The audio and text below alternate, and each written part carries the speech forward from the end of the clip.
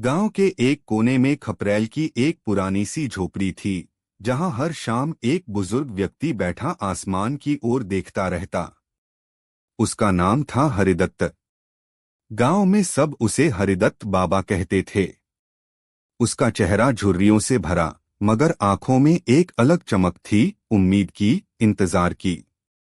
हरिदत्त का बेटा अंशु 5 साल पहले शहर चला गया था नौकरी करने और फिर कभी लौटा ही नहीं। शुरू शुरू में तो फोन आता था, कुछ पैसे भी भेज देता था, लेकिन धीरे धीरे आवाजें भी बंद हो गईं। गांव के लोग कहते थे, शहर जाकर बच्चे बदल जाते हैं, पर हरिदत्त मानने को तैयार न थे। मेरा अंशु ऐसा नहीं है। वो जरूर किसी मुश्किल में होगा, वे हर किसी को यही जवाब देते। हरिदत्त हर महीने अपने बेटे को एक चिट्ठी लिखा करते, कभी शिकायत नहीं, बस हालचाल और आशीर्वाद। लेकिन जवाब कभी नहीं आया। एक दिन गांव में डाकिया आया और बोला, बाबा, आज भी आपकी चिट्ठी वापस आई है। इस बार लिफाफे पर लिखा है, पता गलत है, व्यक्ति यहां नहीं रहता।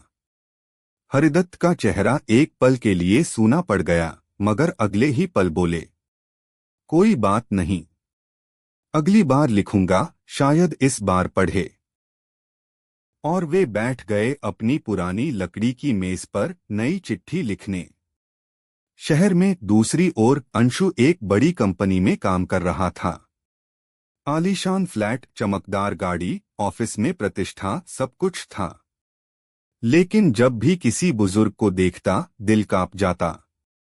कभी कभी पिता की याद आती, लेकिन फिर सोचता, अब बहुत देर हो गई है, क्या मुंह दिखाऊंगा।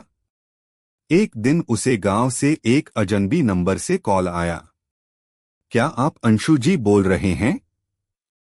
हाँ, मैं गांव से बोल रहा हूं।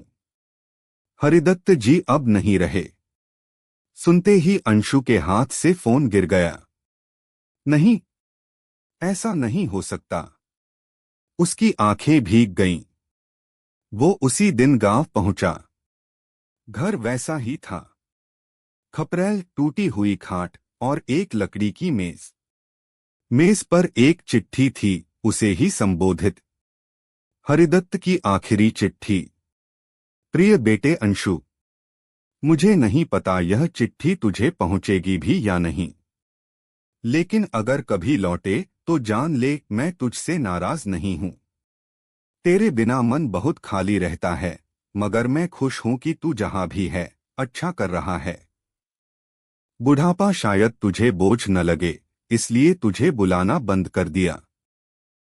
पर बेटा, हर पिता अपने बेटे की आंखों में एक बार जीवन के अंतिम क्षणों में देखना चाहता है। अगर आ सके तो जरूर आना। तेरे इंतजार में, तेरा पापा।